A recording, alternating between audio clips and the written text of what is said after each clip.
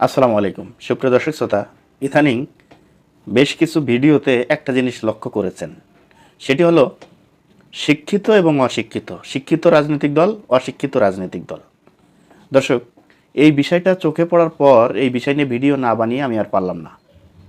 কারণ আপনি দেখেছেন যে অশিক্ষিত যেই ভাষাটি, এই ভাষাটি ব্যবহার করত আওয়ামী লীগের লোক।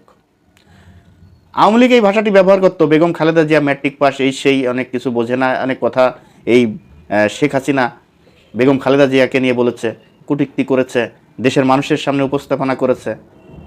এখন কথা হচ্ছে যে বেগম খালেদা জিয়া অশিক্ষিত মানুষ, শেখ হাসিনা শিক্ষিত মানুষ। শেখ হাসিনা শিক্ষিত মানুষ হয়ে তার এই দেশে জায়গা হলো না, আর বেগম খালেদা জিয়া অশিক্ষিত মানুষ হয়ে সে এই দেশের মাটিতে মৃত্যুবরণ করেছে, এই দেশের মাটিতে তার চিরসাহিত্য হয়েছে, এই দেশের মানুষের ভালোবাসা অর্জন করে তিনি মৃত্যুবরণ করেছেন।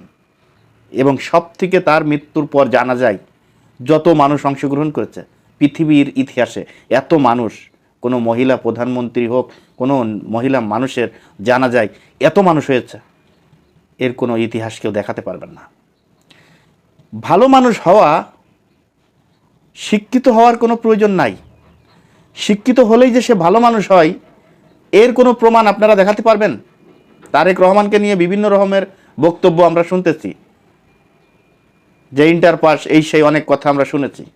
দেখেন, তারেক রহমানকে রয়টার্সের একজন প্রতিনিধি তারা প্রশ্ন করেছিল, সর্বপ্রথম প্রশ্ন করেছিল যে জামাতি ইসলামের আমির ডক্টর শফিকুর রহমান সাহেব বলেছেন যে নির্বাচনের পর সর্বদলীয় একটি সরকার গঠন করবে তারা, এতে আপনি রাজি কিনা?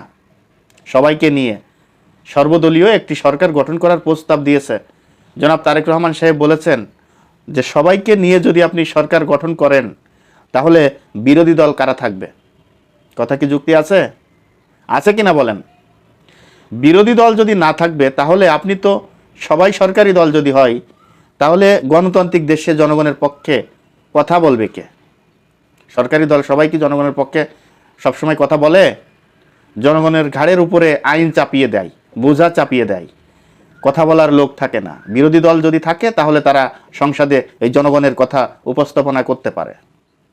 প্রথম প্রশ্ন, আপনার কথা আমি ধরে নিলাম সে মূর্খ, প্রথম প্রশ্নের উত্তর সে যেভাবে দিয়েছে, এই বক্তব্যর, এই প্রশ্নের উত্তরের গ্রহণযোগ্যতা পেয়েছে সারা বিশ্বে। 2 নম্বর প্রশ্ন তার কাছে করা হয়েছে যে আওয়ামী লীগের সন্তানেরা তারা যদি রাজনীতিতে ফিরতে চায় তারা রাজনীতি করতে পারবে কিনা? কই, আপনারা হলে তো এখানে প্রশ্নের উত্তর দিতেন যে না, স্বৈরাচারের সন্তানরা, এই দেশের মানুষকে যারা হত্যা করেছে, যারা ছাত্র জনতার উপরে গুলি চালিয়েছে, যারা এই দেশের মানুষকে ফাঁসি দিয়ে মেরেছে, তাদের কোনো রাজনীতি করার অধিকার নাই। কিন্তু দেখেন, এই অশিক্ষিত মানুষ আপনাদের ভাষায় তিনি কি সুন্দরভাবে উত্তর দিয়েছেন। এই দেশের জনগণ যদি চায়, এই দেশের জনগণ যদি চায়, জনগণ যদি ভালোবাসে, এদেশের রাজনীতি করার অধিকার সবার আছে। কই, তারেক রহমানের কাছে যে প্রশ্ন করেছে সে তো উল্টাপাল্টা কোনো উত্তর দেয় নাই, এই উত্তরেরও গ্রহণযোগ্যতা পেয়েছে সারা বিশ্বে। খালি শিক্ষিত হলেই কি ভদ্রলোক হওয়া যায়, ভালো মানুষ হওয়া যায়? কম শিক্ষিত হয়েও ভালো মানুষ হওয়া যায়, জনগণের মন পাওয়া যায়, জনগণের কথা বলা যায়, জনগণের ভিউ বোঝা যায়। আরে ভাই, কিছু শিক্ষিত লোক দলের ভিতরে আছে দেখা লাফালাফি করছেন, সেই আওয়ামী লীগের মতো ভাষা শুরু করেছেন। আওয়ামী লীগ যেই ভাষা ব্যবহার করতো, অশিক্ষিত মূর্খ খালেদা জিয়া ম্যাট্রিক পাস, এই সেই এই ধরনের মিছিল করতো, আপনারাও সেই আওয়ামী লীগের ভাষা ব্যবহার করা শুরু করেছেন। 3 নম্বর প্রশ্ন করেছে যে এই মুহূর্তে ভারতের পক্ষে থাকবেন আপনারা না চীনের পক্ষে থাকবেন? সাংবাদিক যেই প্রশ্ন করেছে সেই প্রশ্নের উত্তরে তারেক রহমান সাহেব জবাব দিয়েছে কি জানেন? তিনি জবাব দিয়েছেন যে বাংলাদেশের স্বার্থ রক্ষার স্বার্থে যারা কাজ করবে তাদের পক্ষেই বাংলাদেশ থাকবে, ব্যক্তি কোনো রাষ্ট্রের পক্ষে বাংলাদেশ নয়। আপনারা হলে কি বলতেন? ভারত বিরোধিতা করতে হবে, ভারতের পক্ষে আমরা নাই, ভারত আমাদের বিপক্ষে কাজ করেছে, আমরা ভারত বিরোধী, এই ধরনের উত্তর দিতেন। সেই আওয়ামী লীগের ভাষা আপনারা ব্যবহার করবেন, আবার আপনাদের বিপক্ষে যদি রাজাকার শব্দটা যদি তুলে ধরা হয় তখন আপনারা বলবেন যে যে আওয়ামী লীগের ভাষা এই বিএনপি ব্যবহার করতেছে, সেই একই ভাষা, একই অস্ত্র বিএনপি ব্যবহার করতেছে। আর আপনারা কি আওয়ামী লীগের ভাষা ব্যবহার করছেন না? নিজেরা ভালো হন, নিজেরা ভালো হয়ে আর একজনের বিরুদ্ধে কথা বলেন।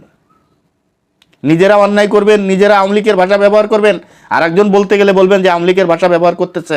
কিছু সোশ্যাল মিডিয়ায় কিছু বিদেশ থেকে কিছু এই অনলাইন অ্যাক্টিভিস্ট যারা অনলাইনে কথা বলে, তাদের ফেসবুক পেজে আমরা দেখে থাকি রাজাকার শব্দটা উচ্চারণ হলেই কেবল বিএনপিকে দোষারোপ করা হয়, আওয়ামী লীগের ভাষা ব্যবহার করতেছে, আওয়ামী লীগের অস্ত্র ব্যবহার করতেছে।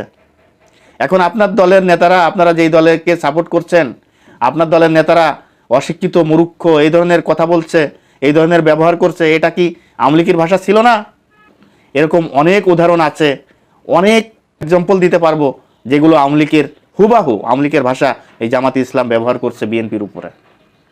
তাই ভিডিওটি বড় হয়ে যাবে বিধায় এই ভিডিওতে আর বেশি কিছু বলতে চাচ্ছি না। ভিডিওটি যদি ভালো লেগে থাকে আপনাদের কাছে অনুরোধ থাকবে ভিডিওটি বেশি বেশি করে শেয়ার করবেন, লাইক করবেন এবং আপনাদের মতামত আপনারা কমেন্ট বক্সে জানিয়ে যাবেন। দর্শক ভালো থাকবেন, সুস্থ থাকবেন।